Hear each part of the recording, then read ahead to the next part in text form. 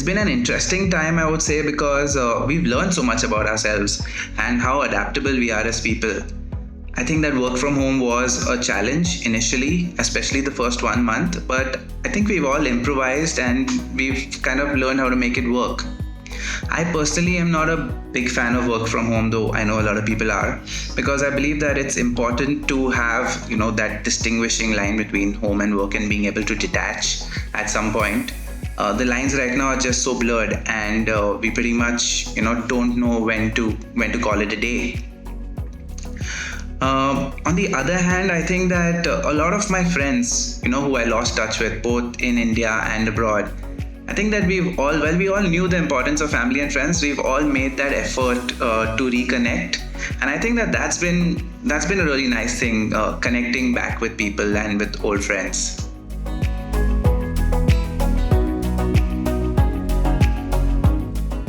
So I love the outdoors and I love sports. And with the monsoon just kicking in, I think I'd have definitely done my first local trek by now, for sure. I miss playing football the most. It's a very important part of my weekly exercise routine.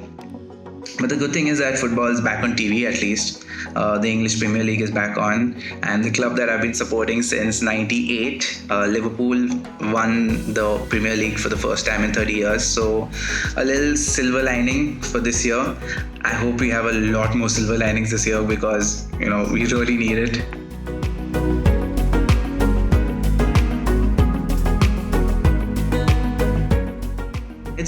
It's been challenging getting used to the so-called and very abused new normal.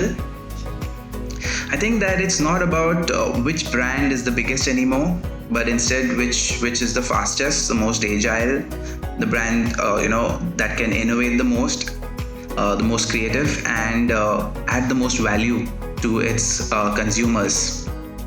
Yes, things have gone digital, work, meetings, gigs, and I guess that's obviously for the best. And a lot of marketeers, brands have done a lot to create immersive digital experience for their consumers. So, things that they could do to circumvent the current restraints. But I see things going back to the way they were in the next few months, because ultimately, even though you provide an immersive experience, it's still in your screen. And from what I understand is people want a break from screen time. We want to regain that balance. If I'm not mistaken, just 2-3 weeks into the lockdown, there were quite a few articles about how people have stopped binge watching and started binge reading instead.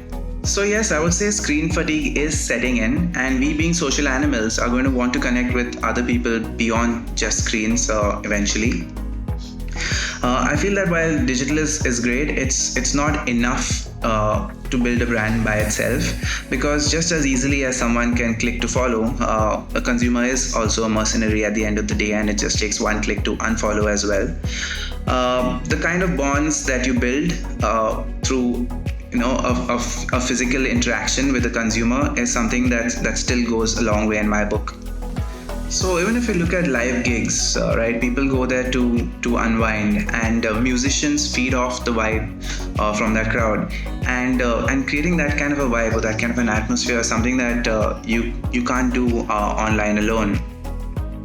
Ultimately, I would like to end by saying that one thing that we've really learned out of this phase, and it's something that we knew, but it's just become more evident, is that with the plethora of content out there and brands doing so much, webinars, etc. One thing that holds true is that the only way you can stand out is by adding value to your consumer's life.